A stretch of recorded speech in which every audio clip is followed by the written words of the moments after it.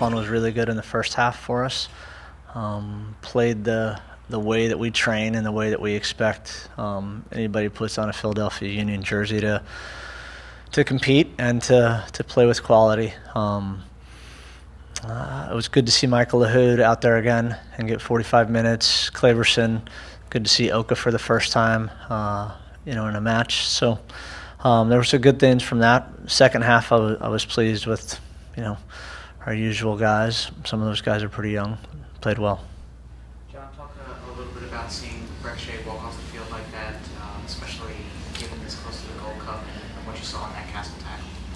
Yeah, it was a long ways away, but it's unfortunate no matter what. Paul Rushing told me that it looks like it's a knee injury of some sort, and that's scary. So feel bad about that. It's one of the risks you take in this game, no matter what, you play friendly, and it's really unfortunate because I thought Breck was doing really well. Had you planned to make a full switch of all 11 guys at halftime, or was that based on something you've seen in the first half of players play?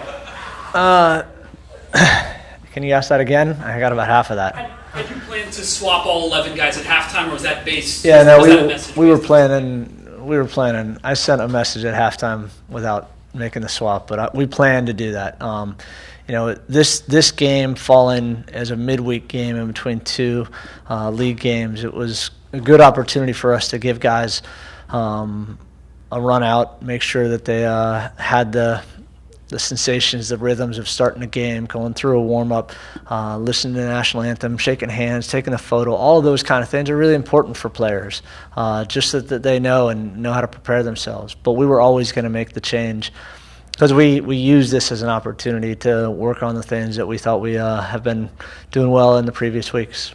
John, how does this, moving off of this and heading into Chicago, how does this alter the preparation, if at all, compared to a normal week? Well, it changes it a lot because tomorrow is not really a big training day. And you saw in the second half the guys, put out a lot of energy and worked pretty hard. So it's more of a regen day tomorrow, and maybe an opportunity for us to move more tactically through the week. It changes it significantly, though. What I would say is that we tried to do some things tonight in both halves. The messages were the same, but we tried to, and I thought we did it in the second half a little bit, to some things we expect to see against Chicago. Can you give some insight into how you prepare for such a big team like a Stoke? I mean, obviously you have those teams in your, Houston's and like Sporting KC's, but you really don't see that much in MLS. Tonight, every guy on Stoke was kind of monstrous. So how do you kind of plan for that? You can't. But I'll tell you that, like Albright said, Coach, who are we going to match up with? And I said, you match up with a 6'7" guy, and Castle, you match up with a 6'6" guy, and then just go down the line from there. So we didn't know what they were going to roll out either, so it's impossible. But they're a very athletic team for sure. Is that something that you take away from a game like this? It seemed like against Dallas, another physical team, you guys maybe struggled a little bit with that physicality. Is this kind of a way to learn how to play against that? Yeah, a little bit, but it's different. They're in their preseason. You can't take anything away from Stoke. They did what they had to do early in the game and managed it quite well. But I would say we take a lot of things, mostly our evaluation as a staff on players and where they fall in our roster and in the depth chart and things like that. Two more questions, guys. John, just your thoughts on the fans' reaction with Breck Shea and even Cameron when he came on. I mean, it's rare in this stadium to get some applause from the team. It is rare.